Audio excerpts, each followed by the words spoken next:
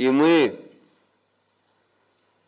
с большой надеждой вступили в Евразийский экономический союз. Я считаю, это очень правильное решение.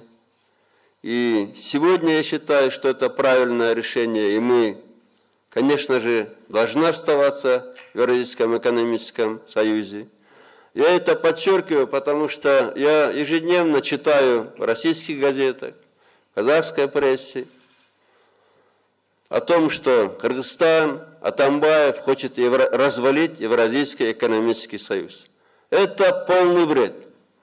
Мы никогда не собирались и не собираемся выходить из Евразийского экономического союза.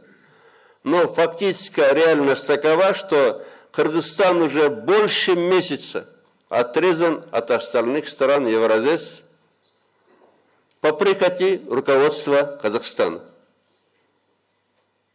Нас просто отрезали от Евразес. Так кто тогда разваливает Евразес?